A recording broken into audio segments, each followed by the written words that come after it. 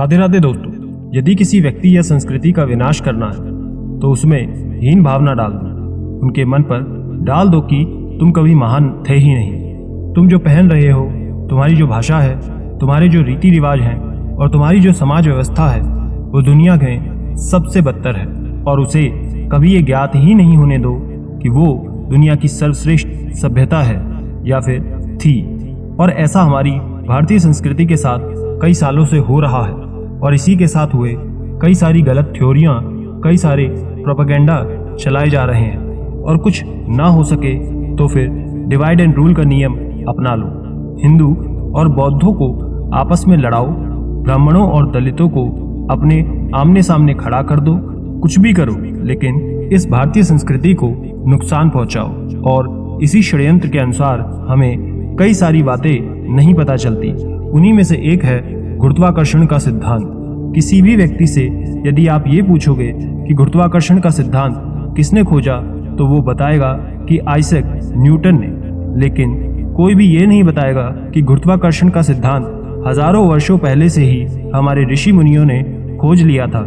लेकिन हमारे ऋषि मुनियों का नाम कहीं भी नहीं बताया गया, क्योंकि अगर इन सिद्धांतों को भारतीय ऋषि मुनियों ने खोज लिया था तो पश्चिम वैज्ञानिक महान नहीं कहलाएंगे, क्योंकि ये वैज्ञानिक नकल करने वाले और चोर कहलाएंगे। तो आज की इस वीडियो में हम वैदिक साहित्य में गुरुत्वाकर्षण के सिद्धांत के बारे में और उन महान ऋषि मुनियों के बारे में आपको बताएंगे।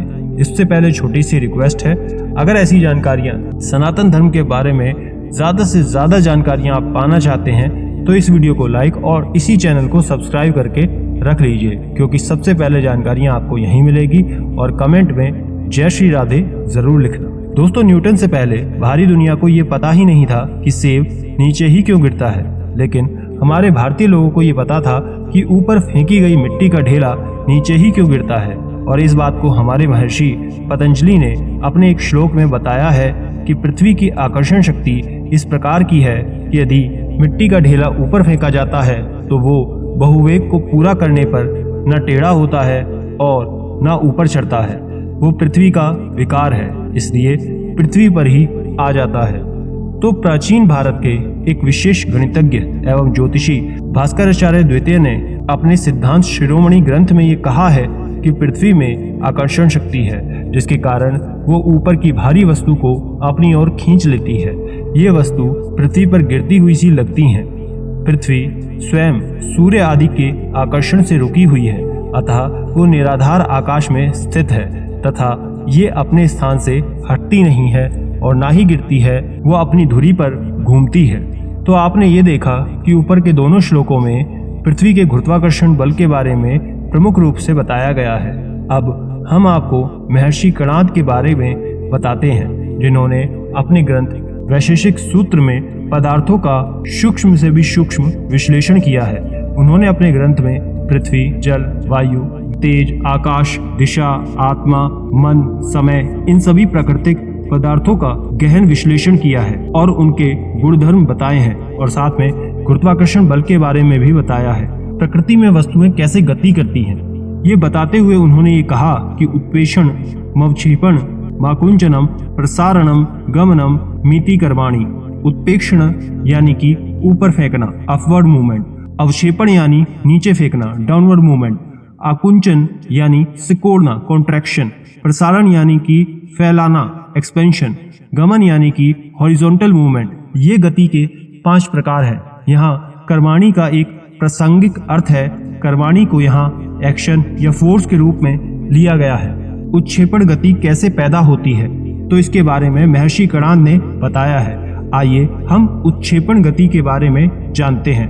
महर्षि कणाद उत्क्षेपण गति के लिए एक सूत्र दे गए हैं। गुरुत्वम प्रयत्नम संयोगाना उत्क्षेपणम। गुरुत्व यानी ग्रेविटेशनल फोर्स, प्रयत्नम यानी एक्सटर्नल अपवर्ड फोर्स, संयोगाना यानी कि कॉन्फ्लुएंस और उत्क्षेपण यानी कि अपवर्ड मूवमेंट। आइए अब विस्तार से देखें कि इसका वास्तव में क्या मतलब है। कल्पना कीजिए कि आप खड़े हैं और फुटबॉल को सीधा हवा में फेंक रहे हैं। अब इस गेंद पर 3 बल कार्य करते हैं। पहला वो बल है जिससे वो गेंद ऊपर की ओर फेंकते हैं। वो भारी बल है जो आपके ऊपर से फुटबॉल के अंदर आता है और गेंद में जोर पैदा करता है। तो वो ऊर्ध्वगामी बल है। दूसरा नीचे की ओर बल है जो कि पृथ्वी का गुरुत्वाकर्षण बल है जो फुटबॉल को नीचे की ओर खींचेगा। और तीसरा बल भी है, वो है वायु प्रतिरोध बल। तो ये 3 बल जो इस फुटबॉल पर काम करते हैं, ये सरल भौतिकी है जिसे हम सब जानते हैं। अब देखते हैं महर्षि कणाद क्या कहते हैं। पहला है प्रयत्नम यानी कि एक्सटर्नल अपवर्ड फोर्स, जिससे कि हमने गेंद को सीधा हवा में उछाला। और दूसरा है गुरुत्व जो है पृथ्वी की नीचे की ओर खिंचाव जो कि गुरुत्वाकर्षण बल है। अब इन 2 विरोधी बलों के परिणाम स्वरूप ही बल पैदा होता है, उसे उत्क्षेपण यानी कि अपवर्ड मूवमेंट कहा गया है। गुरुत्व और प्रयत्नम का संयोग ही है उत्क्षेपण। अब इसी बात को हम न्यूटन की भाषा में लिखें तो हवा में फेंके जाने वाली किसी भी वस्तु का ऊर्ध्वगामी बल सीधे ऊपर की ओर एक्स थ्रस्ट और नीचे की ओर गुरुत्वाकर्षण खिंचाव के परिणाम के समानुपाती होता है। तो आपने देखा कि महर्षि कणाद ने कितने स्पष्ट रूप में गुरुत्वाकर्षण सिद्धांत को समझाया है। आगे उन्होंने पदार्थ की गति को समझाते हुए कहा है, संयोग विभाग वेगानाम कर्म समानम न द्रव्याणाम कमर्म, अर्थात कोई वस्तु टकराएगी या अलग होगी तो उसमें गति उत्पन्न करने वाला बल समान होगा और वो बल भारी होगा। और यही तो न्यूटन की गति का पहला नियम है जो कहता है कि जो वस्तु विराम अवस्था में है वो विराम अवस्था में ही रहेगी तथा जो वस्तु गतिमान है वो गतिमान ही रहेगी जब तक कि उस पर कोई भी भारी बल ना लगाया जाए। आगे महर्षि कणाद दूसरे सूत्र में बताते हैं, प्रयत्न विशेषानुदन विशेषः, अर्थात विशेष प्रयास का परिणाम विशेष आवेग में होता है। और यही है न्यूटन की गति का दूसरा नियम।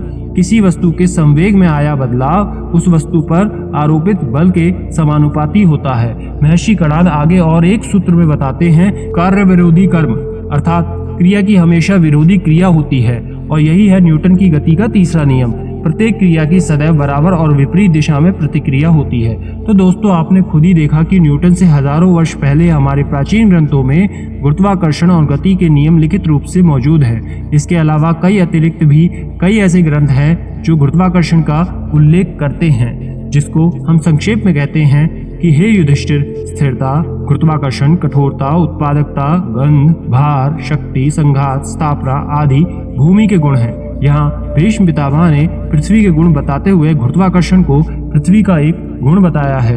वराहमिहिर ने अपने ग्रंथ पंच सिद्धांतिका में कहा है कि तारा समूह रूपी पंजर में गोल पृथ्वी इसी प्रकार रुकी हुई है जैसे 2 बड़े चुंबकों के बीच में लोहा। उसी प्रकार